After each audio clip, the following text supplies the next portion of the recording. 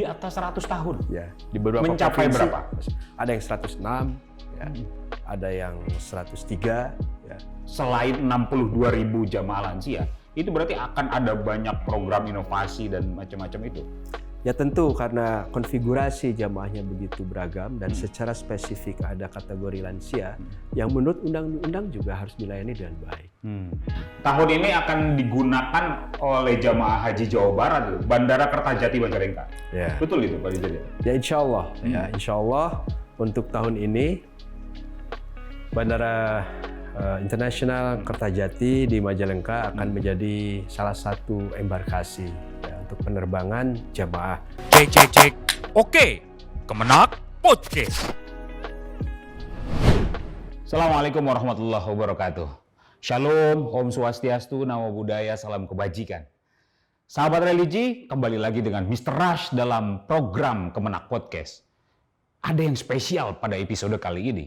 Kita tidak di studio yang biasa dengan setup putih gitu ya. Hari ini kita ada di UPT Asrama Haji Bekasi. Ini adalah tempat di mana jamaah haji Jawa Barat sebelum terbang ke Saudi, mereka akan ditempatkan di sini. Lalu kenapa kita ada di sini? Nanti kita ngobrol-ngobrol dengan narasumber kita, Pak Dirjen Penyelenggaraan Haji dan Umroh, Bapak Hilman Latif. Assalamualaikum. Waalaikumsalam. Sehat Pak Dirjen ya? Alhamdulillah baik. Gitu ya. Terima kasih Pak Dirjen sudah menyempatkan diri di sela-sela waktu padat. Hari ini lagi Rakernas. Ya, jadi kita sejak kemarin sampai besok hari masih menyelenggarakan Rakernas. Khususnya di Direktorat Jenderal Penyelenggaraan Haji dan Umroh. Ya, sekaligus juga koordinasi persiapan untuk musim haji tahun ini. Wah, cocok nih berarti kita ngobrol-ngobrol soal persiapan itu ya Pak Dirjen ya. Boleh. Dengan tema-tema Rakernas juga gitu. Nah, nggak kerasa Pak Dirjen kita sudah 1 tahun yang lalu kali ya. Betul. Kita ngobrol soal persiapan haji tahun 2022. Sekarang sudah menjelang lagi persiapan haji 2023. Nah, Pak Dirjen, apa yang membedakan haji tahun lalu dan haji tahun sekarang? Ya.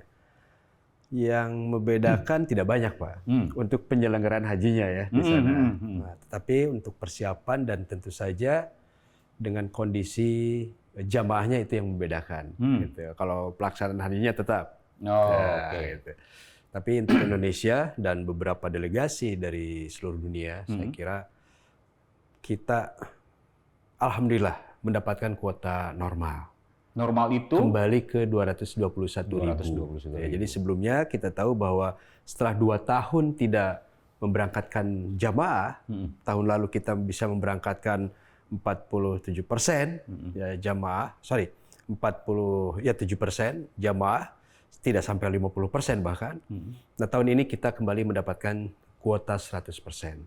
Nah, ini yang membahagiakan kita sehingga insya Allah ya jamaah yang tahun 2020 tidak berangkat dan baru diberangkatkan sebagian di tahun 2022, ya tahun ini insya Allah bisa berangkat semuanya. Mudah-mudahan.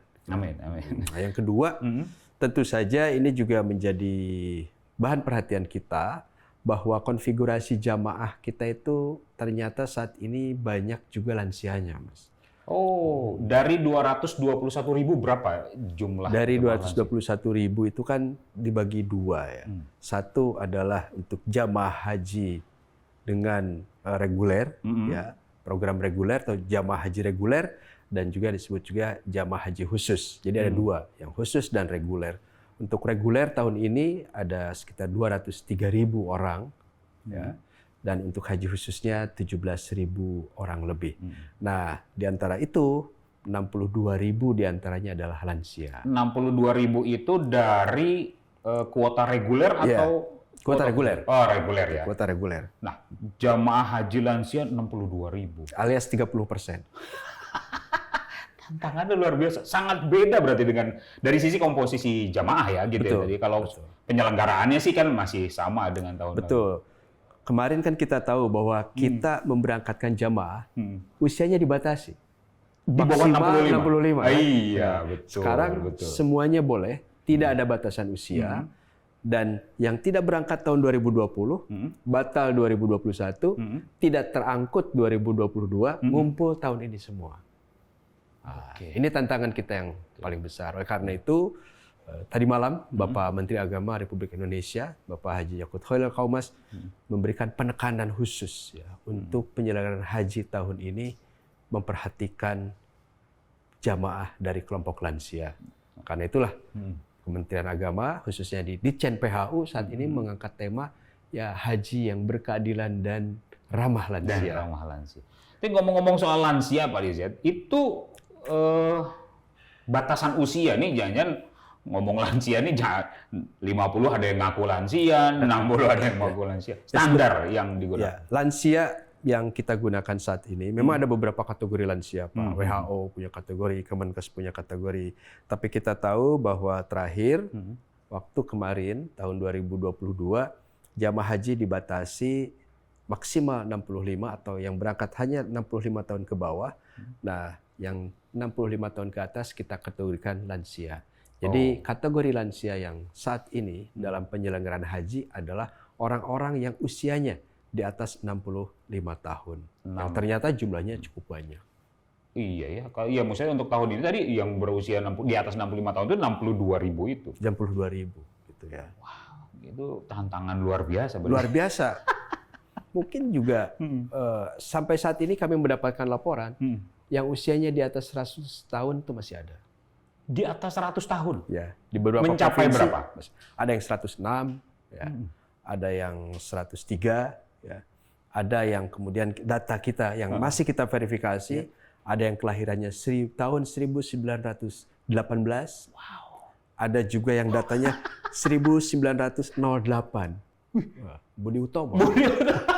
Ya, jadi ini sedang kita verifikasi, gitu ya. Apakah ini betul, ya? Tetapi di data kami, baik KTP-nya ya, maupun pendaftarannya begitu. Tapi kami sedang verifikasi, sedang validasi. Tapi kita yang lebih penting dari itu, ya memang yang usianya sangat tua atau very old, elderly, ya, lansia yang tua, bukan lansia muda ya, 65 tahun itu lansia muda. Lansia muda. Gitu ya. Ada yang 75 tahun ke atas. Ini yang sangat tua itu kita sedang validasi. Betulnya PR bagi kita semua adalah bagaimana kita memberikan layanan dan pendekatan terhadap para lansia ini dengan sebaik-baiknya. Kami ingin juga memberikan hak buat mereka, ya, menghormati para lansia itu sebagai orang-orang yang sudah paripurna hidupnya, sudah membesarkan anaknya, mendidik anak-anaknya, menyekolahkan sampai bisa bekerja, sampai mencar di mana-mana, gitu ya.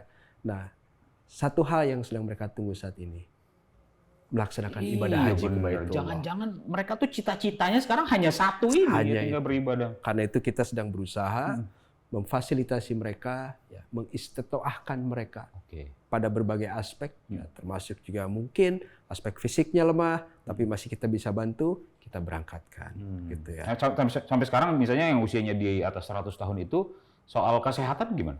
Ya, itu nanti kita akan kerjasamakan bersama dengan Kementerian Kesehatan. Nah, ini di atas juga sedang ada materi dari Kemenkes terhadap para kabin haji se-Indonesia, ya, yang ada di Asrama Haji Bekasi ini untuk mendapatkan pencerahan. Nah, selain itu, tentu saja kami juga akan meminta rekomendasi-rekomendasi terhadap lansia ini dari Kemenkes, mana yang lansia sehat, mana yang lansia Kemenkes itu risti. punya data itu? Iya. Kita akan melakukan screening. Oh. Tentunya ketika ada teridentifikasi jamaah risti, ya, baik itu lansia atau bukan, kita akan risti lihat. itu berarti kategorinya kesehatan? Kesehatan. Bisa jadi 45 dia risti? Bisa jadi. Seperti tahun lalu. Tahun lalu kita memberangkatkan jamaah di bawah 65 tahun. Tapi ristinya? Yang meninggalnya lebih banyak di bawah 60 tahun. Bukan di atas 60 tahun ya, di bawah ada 60. Di atas 60, antara 60-65 ada yang meninggal juga, tapi yang paling banyak di bawah 60 tahun. Nah, ini satu hal yang juga ya menjadikan bahan buat kita untuk mempersiapkan skenario-skenario terhadap jamaah risti. Ini bukan ngomong soal ajal sudah datang gitu ya. Idza jaa ajaluhum la yastakhiruna La sa'atan, yastakhiruna wa la yastaqdimun, ya. la yastaqdimun. Jadi tidak bisa ajal itu kita tentukan. Tapi belajar dari kemarin, loh kok yang banyak malah usianya di bawah 60 tahun. Nah, cek punya data. Jangan layanan yang kita suguhkan. Ternyata ya banyak jamaah kita juga yang punya risiko tinggi, ya, sakit penyakit dalam, ada gula darah, ya, ada kolesterol, ada macam-macam yang tinggi-tinggi itu, kemudian belum di-manage dengan baik pada saat akan keberangkatan, apalagi misalnya keberangkatannya agak mendadak, ya, dalam pengertian persiapannya, pengumuman hajinya mendadak dan lain sebagainya, screening kesehatan tidak double check lagi, nah, akhirnya berangkat separuh, ya datanya seperti itu. Jadi lansia kita juga akan cek kesehatannya. Nah, kalau berarti akan ada inovasi program layanan karena terutama ya tanpa menafikan sebenarnya layanan untuk selain 62.000 jamaah lansia, itu berarti akan ada banyak program inovasi dan macam-macam itu. Ya tentu karena konfigurasi jamaahnya begitu beragam dan secara spesifik ada kategori lansia yang menurut undang-undang juga harus dilayani dengan baik. Harus dilayani dengan standar, harus dilayani sesuai dengan kebutuhan mereka, gitu ya.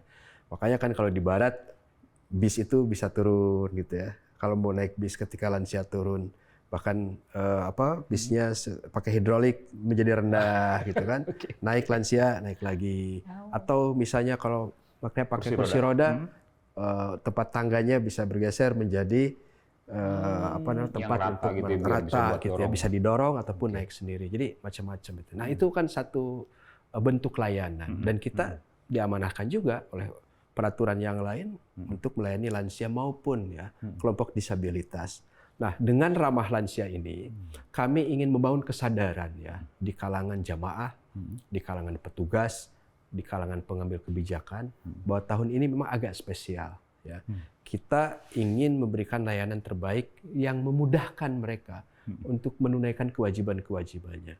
Dari layanan saat mereka berangkat dari rumah menuju embarkasi, kita harus tahu, kami dari Kementerian Agama masih mendata berapa orang yang membutuhkan kursi roda, berapa orang yang menggunakan tongkat umpamanya, ya, berapa orang yang sudah punya kebiasaan jalan kaki jauh. Dan berapa orang yang hanya tinggal di rumah dalam beberapa waktu terakhir dan hanya bisa jalan kaki dalam jarak dekat saja. Itu kan harus teridentifikasi. Nah, itu kemudian di asrama kita juga melakukan edukasi, mainstreaming isu ini, bahwa misalnya acara tidak boleh di lantai atas, apalagi tidak ada lift. Kemudian penempatan kamar, janganlah sampai turun naik ya untuk lansia. Jadi kita sampai ke desain semacam itu gitu ya.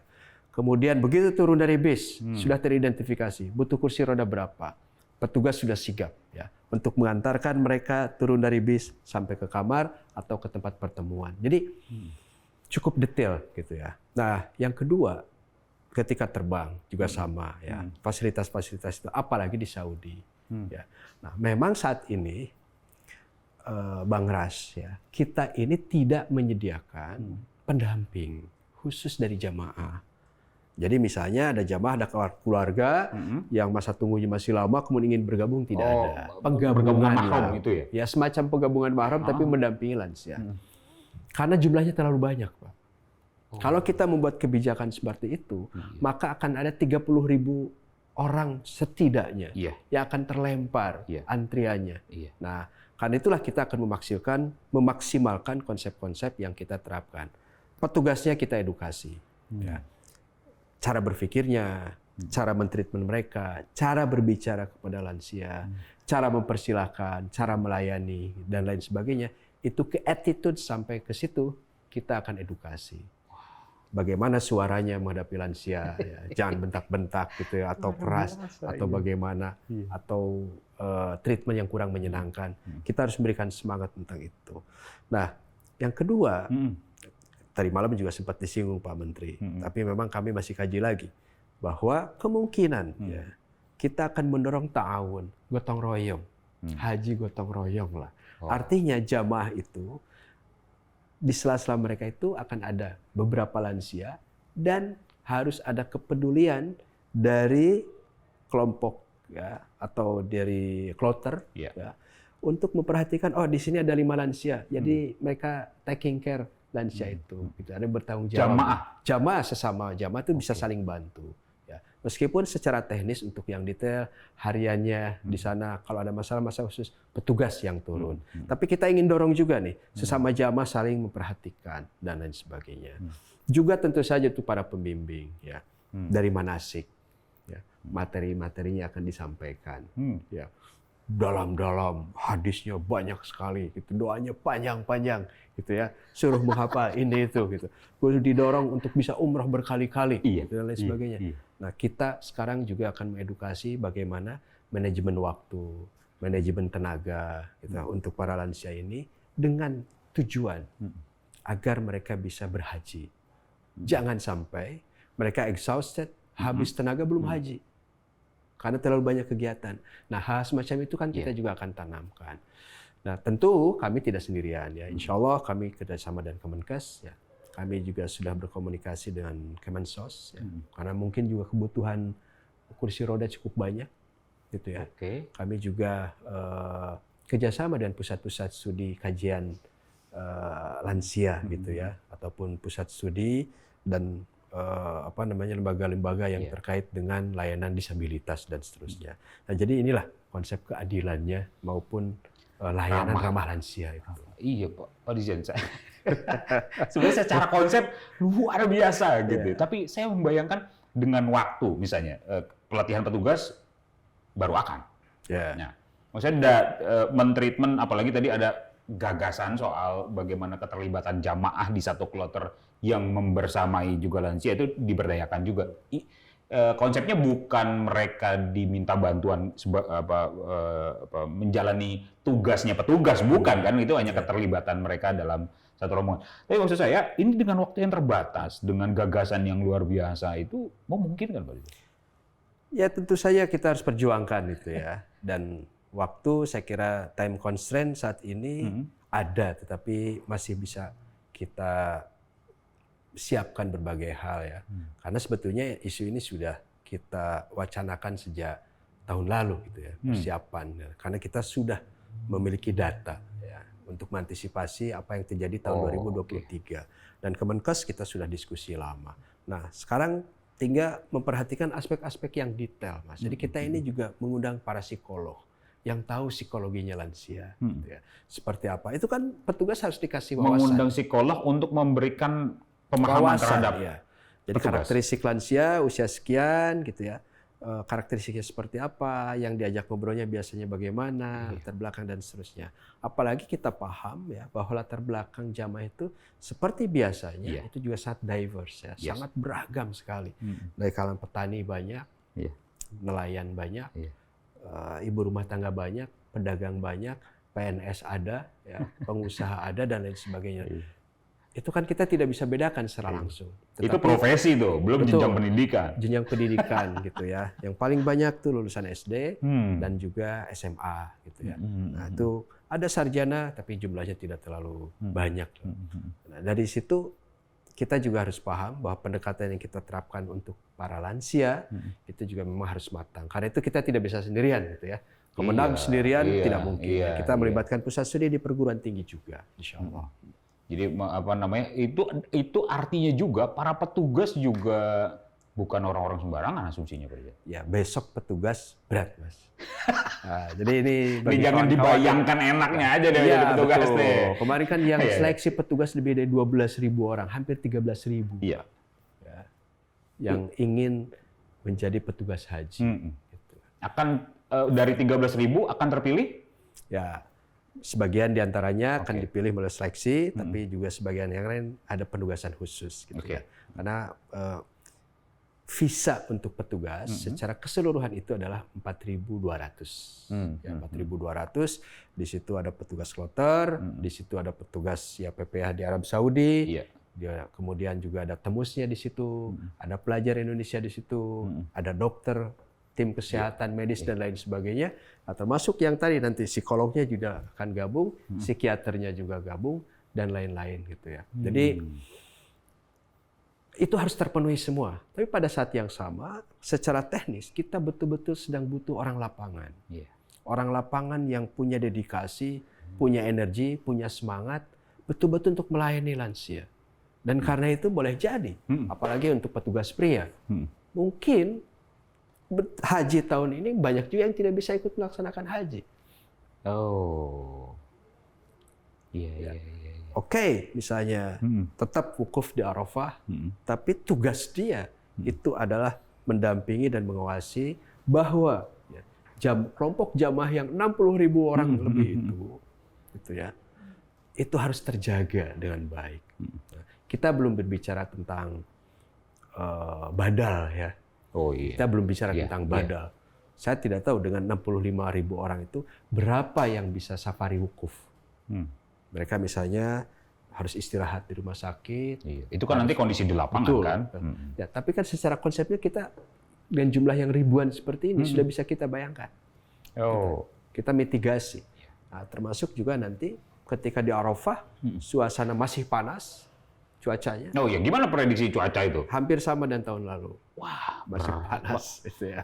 Dan apalagi jumlahnya saat ini full. Gitu. Kemarin tahun lalu ya Anda 50%. saksikan sendiri kan di Arafah cukup lengang gitu ya. Orang masih bisa bergerak ke sana kemari dengan mudah ya. Besok menurut informasi sudah tenda ya karena lengang lalu kemudian orang lebih leluasa. Gitu ya. Besok itu full besok. Dan sekarang kita punya 65.000 orang yang harus kita awasi. Ya. Cuacanya sama. Cuacanya masih seperti tidak tahun jauh lalu itu berbeda. kurang lebih mencapai sebenarnya Ya, pada Juni, titiknya Juli itu. kan? Iya, pada titik tertentu itu sampai ke 50 kan? Iya.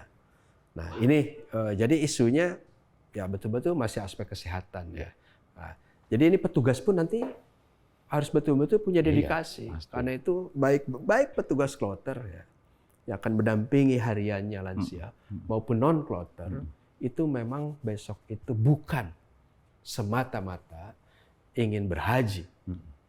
Bahkan Pak Menteri mengatakan, saya diminta untuk mengidentifikasi Dirjen Haji, coba identifikasi mana yang boleh berhaji, mana yang enggak. Konteksnya sebetulnya adalah untuk memberikan satu layanan yang all out lah. Pak the best ya. Ahsanu amala, kira-kira begitu lah. Bukan aktsaru amala. Tapi juga yang terbaik ya, the best serve ya untuk para lansia, dan itu nggak bisa setengah-setengah, Mas. Petugas juga harus all out. Nah, ini dari mulai gendongnya lansia kalau ada kejadian apa-apa sampai kursi roda masih mending. Iya. Sampai harus gendongnya kan.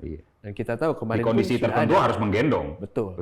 Dan itu kemarin aja usia 65 tahun ke bawah banyak sekali yang harus digendong. Tidak bisa jalan, susah. Dan besok juga kan harus kita mitigasi, kira-kira begitu lah. Tapi kan ini dimulai dari pendataan. Saya kira bayangan saya awam dan sesederhana yang saya bayangkan itu paling tidak itu kan sebenarnya dimulai dari pendataan yang harus akurat, valid dari sejak awal itu tadi kan. Betul. Karena data ini akan digunakan mungkin ya ada banyak kaitannya dengan layanannya. Misalnya kloter 1, lansianya 5, ristinya sekian, mendarat gitu-gitu kan. Betul. Bahkan ketika masuk asrama dari bis kita sudah harus tahu. Dari bis ini misalnya butuh kursi roda 3 misalnya. Atau cukup pendamping karena masih bisa berjalan dengan tongkat, lancar, pelan, tapi bisa. Itu sampai identifikasi dan verifikasi yang detail semacam itu. Nah, ini sejak dari asrama sampai ke pesawat. Kalau di pesawat kan sudah jelas standarnya ya. Kalau kita mau turun pesawat ada banyak orang yang sudah antri gitu ya untuk bawa kursi roda karena tahu ada misalnya 3 orang yang harus menggunakan kursi roda. Turunnya belakangan gitu misalnya. Turunnya belakangan, harus pendamping gitu dan seterusnya. Nah, inilah yang akan kita kawal. Termasuk ini PR buat kita, memang ini akhirnya penanganan lansia pun tidak cukup dengan empati, Pak. Tapi tadi betul, data, Pak. Termasuk kita akan menempatkan di hotelnya di sana bagaimana? Itu Pak. Apakah dia akan ditaruh di lantai 10, lantai 15, misalnya, naik lift yang lama? Iya. Kalau ada yang menemani terus-menerus, that's okay. Kalau enggak, nah kemudian ya kita harus sampai ke level itu ya. Penempatan hotelnya akan seperti apa? Memang saat ini kami juga sedang mendiskusikan makanan, Pak. Ya kalau dikasih Iya. rendang sapi terus kan bagaimana Aduh, gitu kan? itu ya. Gimana ngunyahnya? Punyanya dari kanan lari ke kita kiri, aja. kiri lari ke kanan gitu kan. Nah ini Iya, juga iya. kita pikirkan ya mudah-mudahan lah ya. Kita memiliki beberapa alternatif Iya. ya dari segi rasa insya Allah, dari segi jenisnya dan secara spesifik untuk lansia mudah-mudahan bisa kita bantu juga dengan makanan yang mungkin cocok untuk mereka.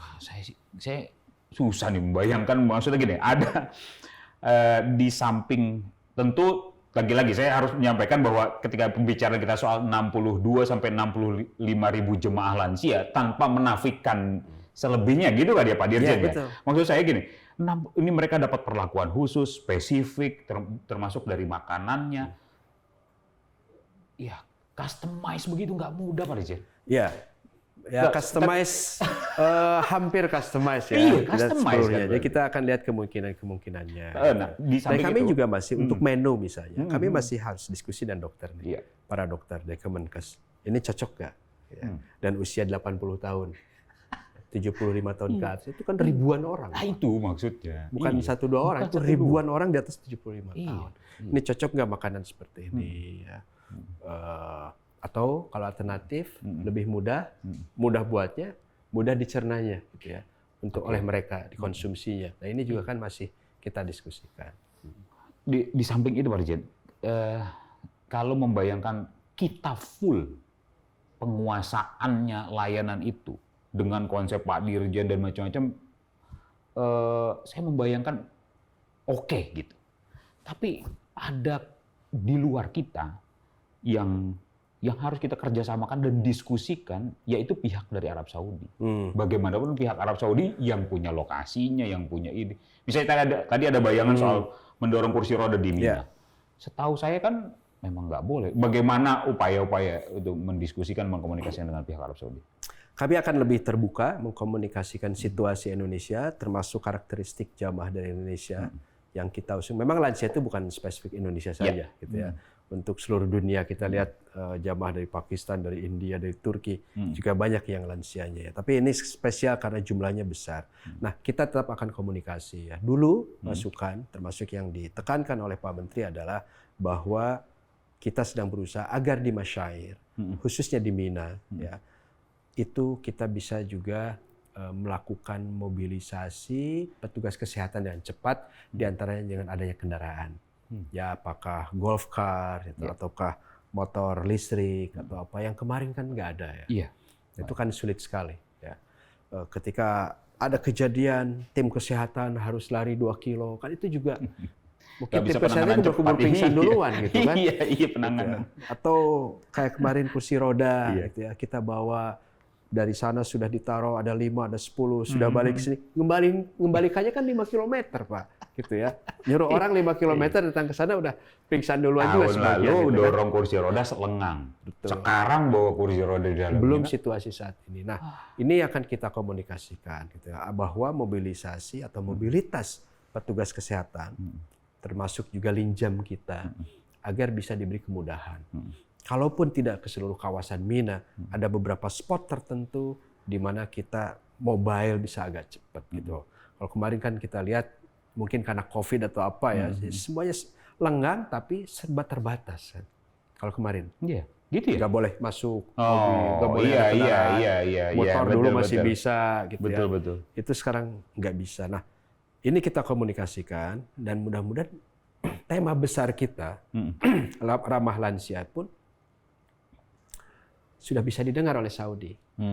Bahwa Indonesia saat ini punya agenda besar dan perspektif yang lebih spesifik dengan jamaah haji. Layanannya lansia, Pak. Berarti tadi persiapan-persiapan itu terkait dengan transportasi tadi ya, sudah mempertimbangkan. Ada persiapan soal akomodasi, terus catering juga, kesehatan, masyair, gitu. Itu kurang lebih ya tadi ya. Dan itu semua yang utama. Iya. Itu yang utama ya. Sampai mana sekarang persiapan-persiapan itu? Ya alhamdulillah ya untuk masyair atau khidmatul masyair ya, layanan pada saat Arafah, di Arbuzna, Arafah, Musdalifah dan Mina itu kontrak sudah kita tanda tangani. Oh, sudah. Alhamdulillah. Jadi sudah kita tanda tangani Dan mudah-mudahan layanan untuk jamaah juga konsumsinya cocok gitu ya. Mungkin ada bubur atau mungkin ada makanan yang khas Nusantara lah yang jamaah itu bisa nikmati dengan nyaman. Nah, kemudian juga untuk akomodasi ya, kita akan mencari tentu saja yang standar meskipun kita tahu bahwa budgetnya agak dikurangi, diturunkan ya, tapi kita punya komitmen ya.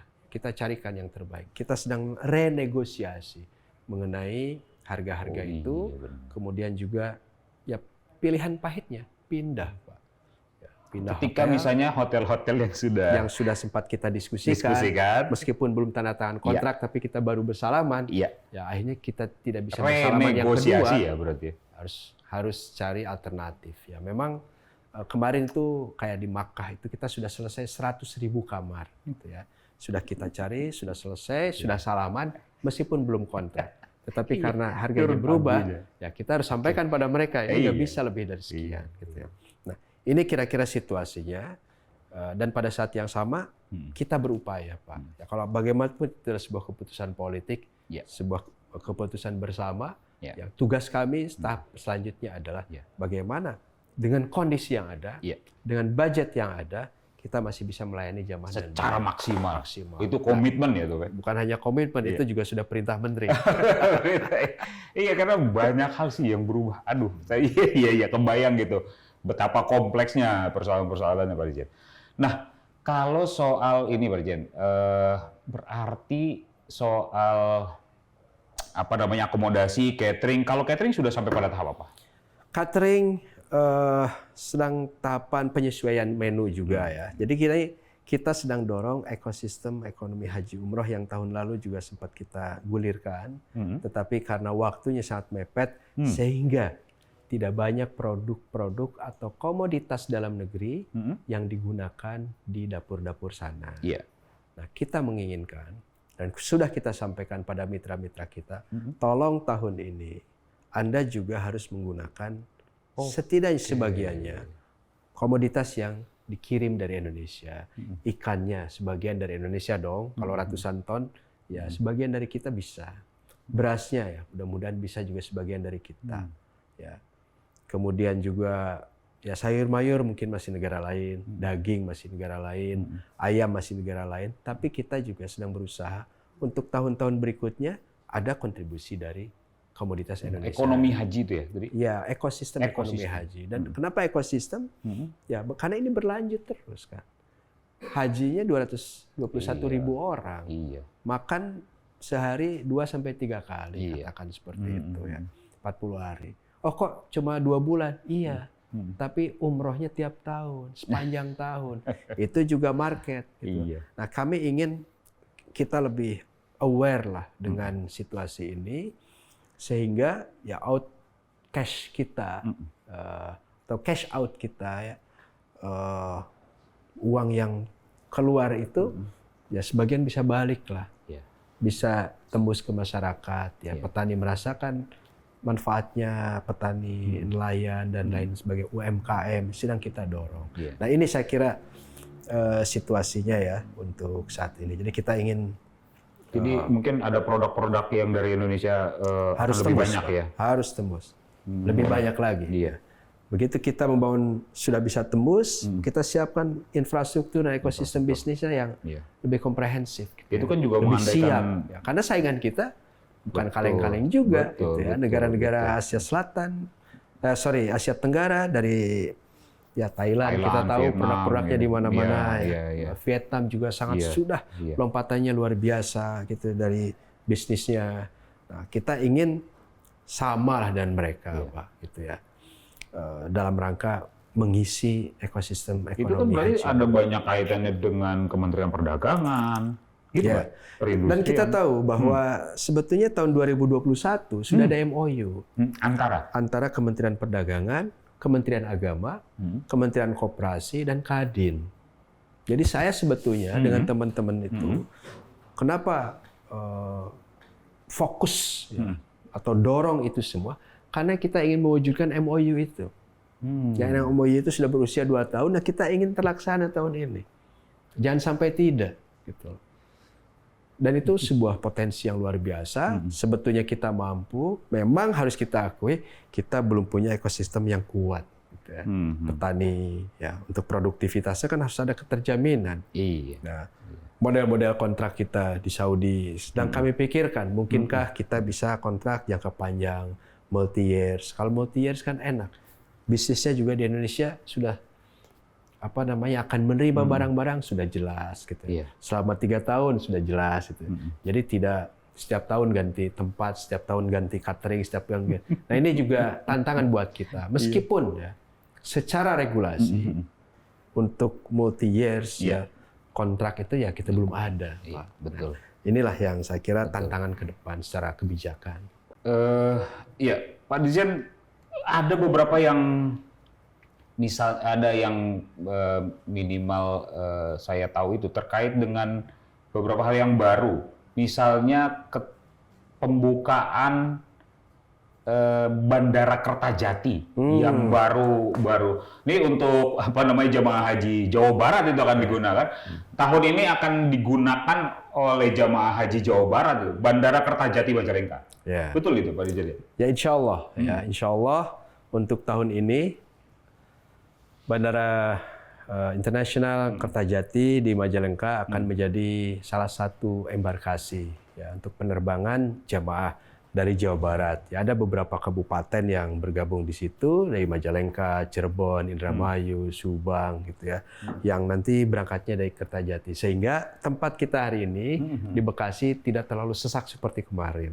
Iya Pak, karena 38.000 kurang lebih jamaah haji Jawa Barat.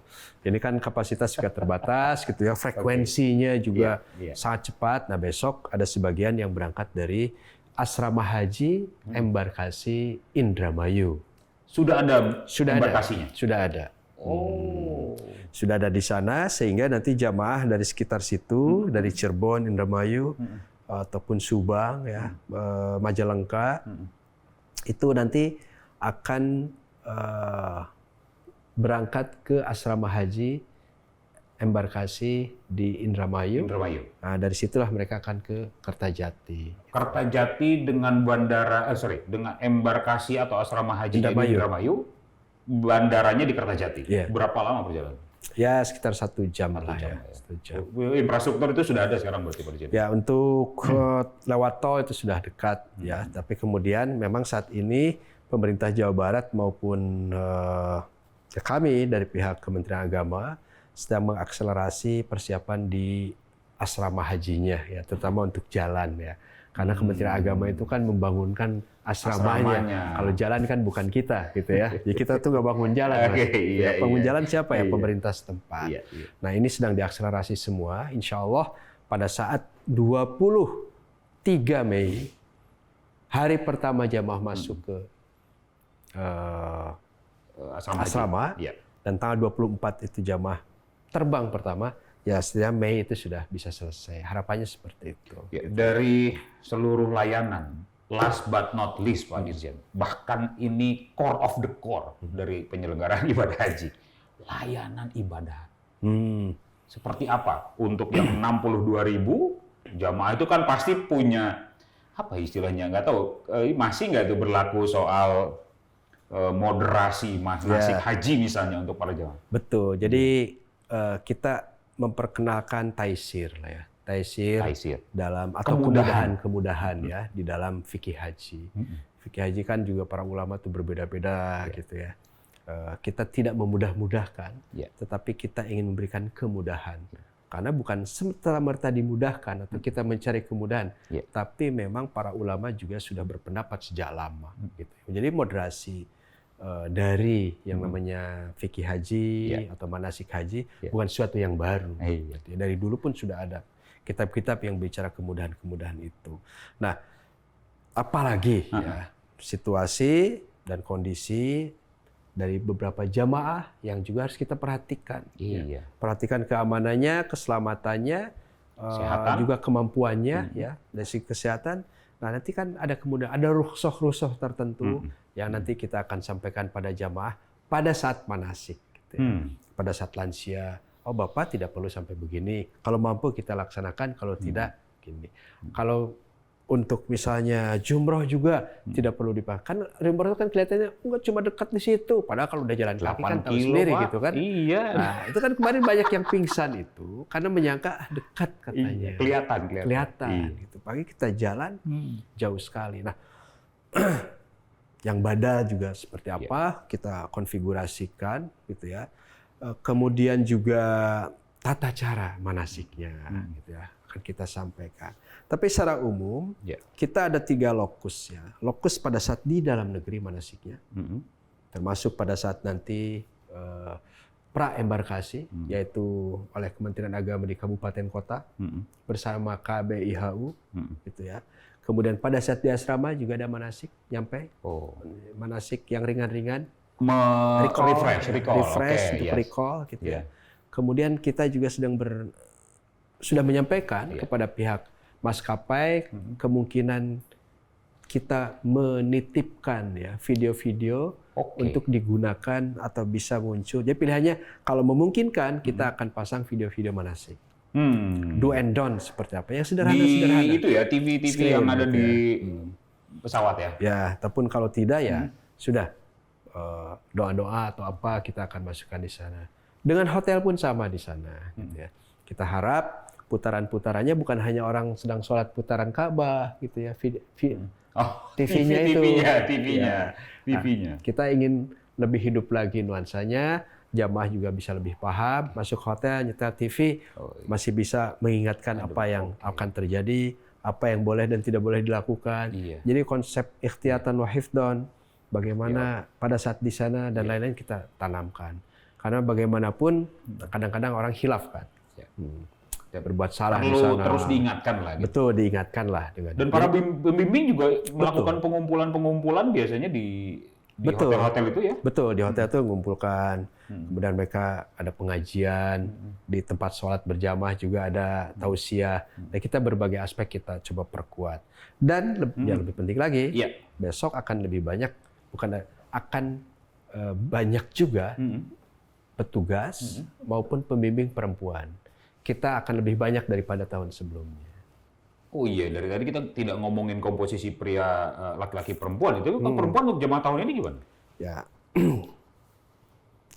Untuk jamaah laki-laki dan perempuan itu kan perempuan lebih banyak, Pak. Ya, sekitar 53% ya. Itu jamaah itu perempuan dan itu yang harus kita layani dengan baik. Termasuk kita fasilitasi sama konsepnya berkeadilan tadi. Sama keadilan, adil itu kan bukan berarti sama. Memperlakukan istimewa lansia bukan berarti tidak adil. Tapi justru itulah keadilan. Memperlakukan perempuan agak istimewa itu juga keadilan. Contohnya apa? Contohnya kami sudah mengkomunikasikan kepada pihak otoritas Saudi Arabia mengenai fasilitas di Arafah, fasilitas di Mina, mengenai toilet. Anda tahu sendiri. Toilet untuk perempuan dan laki-laki jumlahnya sama. Jamaahnya lebih banyak perempuan. Penggunaan toilet itu perempuan lebih lama daripada laki-laki. Dan seterusnya. Sehingga nanti karena fenomena yang muncul adalah di toilet perempuan antrinya panjang sekali. Gitu ya. Sampai kejadian di Mina ada okupasi kan. Bagaimana fasilitas laki-laki kemudian mak-mak menyerbu, diakuisisi, bapak-bapak dari jauh nggak berani mendekat, Pak, gitu kan. Dan itu kejadian kan, hari kedua saya gitu ya, ada kejadian. Nah, ini yang kita komunikasikan ya, bahwa fasilitas untuk perempuan pun harus disesuaikan gitu ya. Jadi ada petugas haji yang mungkin lebih banyak sebenarnya untuk lebih memberikan pemahaman terhadap jamaah haji perempuan terkait dengan fikih. Fikih wanita itu kan juga lebih kompleks lah, nggak ada mungkin fikih laki-laki. Termasuk juga fikhun nisanya, wawasan jamaah diajarkan. Dan kemarin faktanya memang banyak sekali jamaah perempuan yang bertanya kepada pembimbing dan itu lebih banyak terkait dengan fikhun nisa. Kan benar, Jadi cara menjawabnya juga lebih enak. Nah, karena itu kami juga insya Allah mengundang ya beberapa tokoh tertentu di dalam ormas-ormas Islam yang punya pengalaman, punya wawasan dan punya kemauan untuk jadi pembimbing. Pak, itu yang penting. karena harus 2 bulan meninggalkan keluarga untuk mendampingi jamaah haji. Nah ini juga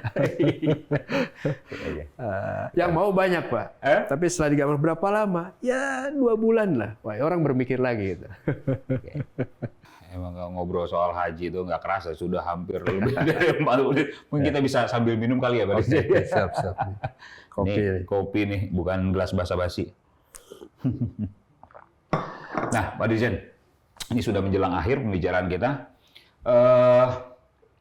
Ada rame kemarin itu, diantaranya adalah soal untuk ngepres biaya, maka bisa mempersingkat masa haji yang hari ini mencapai 40-41 hari. Itu bisa? Bisa saja. Tapi untuk situasi saat ini masih belum mungkin dilakukan. Ya. Jadi saat ini operasional haji, operasional yang dimaksud adalah dari pemberangkatan jamaah dari suatu negara ke Saudi Arabia untuk negara dengan jumlah jamaah lebih dari 30.000 orang itu 30 hari. Itu ketentuan dari Arab Saudi. Dari kerajaan Saudi. Ya. Dari otoritas bandara mereka, dari GACA, General Authority of Civil Aviation, ya, itu operasionalnya 30 hari. Malaysia jamaahnya misal 30.000 sampai 34.000 misalnya. Itu 30 hari minimal. Atau untuk operasionalnya. Jadi totalnya 40 hari. Jadi 30 hari itu untuk operasional. Operasional itu maksudnya pesawat terbang, mendarat, balik lagi, ngambil lagi, kemudian juga memulangkan. Masa operasional penerbangan itu 30 hari. 30 hari. Belum masuk masa hajinya. Hajinya itu 10 hari. Jadi more or less tetap 40 hari. 40 hari. Malaysia pun sama, lebih dari 40 hari. Karena itu mereka harus mengatur flow, mobil, dan seterusnya. Iya, Pak Dirjen, ini menjelang akhir kedua. tadi udah menjelang akhir kedua. Ada beberapa yang perlu disampaikan juga ke jamaah untuk sahabat religi juga perlu tahu kayak Pak Dirjen.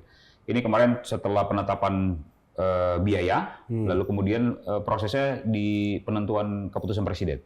Sudah sampai mana Pak Dirjen? Jadi alhamdulillah, jadi di dalam kepres itu akan tercantum juga biaya jamaah per embarkasi.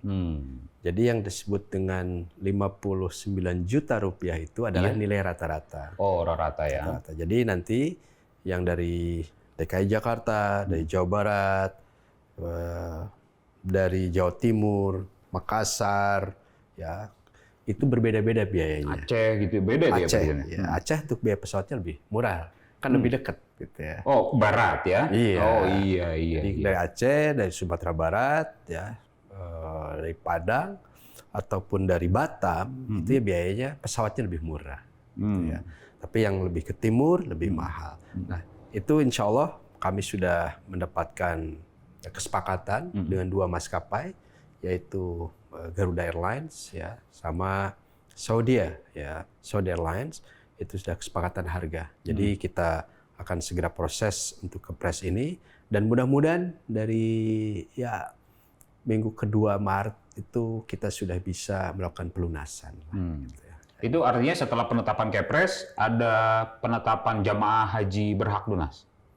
Iya, betul. Dan itu sebetulnya saat ini sudah melalui proses verifikasi lah ya, sejak meskipun kepres belum keluar, data kami verifikasi, jadi mereka sudah bersiap-siap untuk jamaah melunasi segera.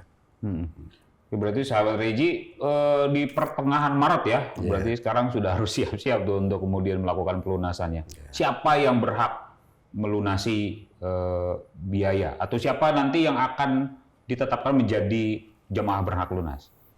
Ya, tentu saja yang masuk di dalam kuota ya. Jadi dalam 203.000 itu siapa saja? Ya, tentu saja yang prioritas adalah yang jamaah lunas tunda ya. Nah, dari lunas tunda yang 2020 kan baru separuh nih berangkat. Nah, kemudian separuhnya akan berangkat saat ini dan juga ada jemaah yang memang belum melunasi sama sekali dan itu separuhnya juga. Nah, itu yang akan melunasi itu. Dan tiap provinsi memang berbeda-beda gitu ya. Dan juga biayanya berbeda-beda. Jadi saya kira saat ini jamaah sudah menunggu-nunggu dan bersiap-siap dan mereka sudah terinformasi sebagian.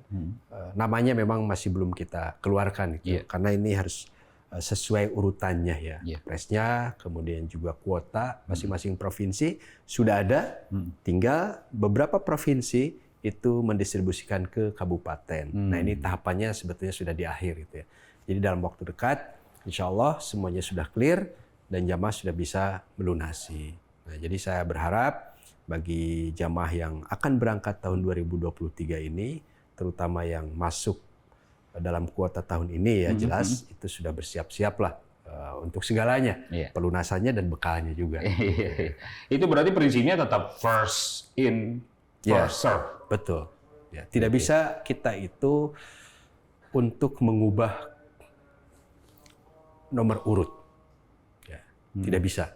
Ini saya menerima surat banyak sekali dari berbagai pihak, minta dahulukan, dan kondisi sini usianya sudah 67 tahun. Saya bilang yang 85 tahun masih ribuan orang. Gitu kan. Jadi kita harus dipahami bersama. Dan insya Allah lah, ini juga kalau sudah panggilannya, kalau tidak berangkat tahun ini, kita jaga kesehatan, mudah-mudahan tahun depan ya, kita bisa berangkat. Baik Pak Dirjen, ini kalau diterusin juga bisa sampai malam nih Pak Dirjen ini. Baik, saya kira sudah obrolan sudah kurang lebih 1 jam. Terakhir Pak Dirjen, mungkin ada closing statement yang ingin disampaikan ke para calon jamaah terutama. Ya, sekali lagi jamaah yang budiman bahwa haji itu panggilan gitu ya. Dan saat ini kita semua menginginkan ya untuk bisa menunaikan rukun Islam yang kelima ini, yaitu menunaikan ibadah haji ke Baitullah. Tapi tentu saja semuanya butuh perjuangan, termasuk juga perjuangan dalam menunggu. Gitu ya. Kami di Kementerian Agama, beserta tentu saja mitra kami dari Saudi, sebetulnya saat ini sedang berusaha ya, untuk bisa memaksimalkan jumlah jamaah yang bisa berangkat ke Tanah Suci dengan berbagai modifikasi, dengan berbagai inovasi. Tapi tentu saja ruangnya terbatas, waktunya terbatas, dan oleh karena itu kami berpesan ya kita kuatkan niat saja. Kuatkan niat dan insya Allah kalau sudah waktunya kita akan mendapatkan panggilan. Semoga jamaah yang akan berangkat juga diberikan kesehatan.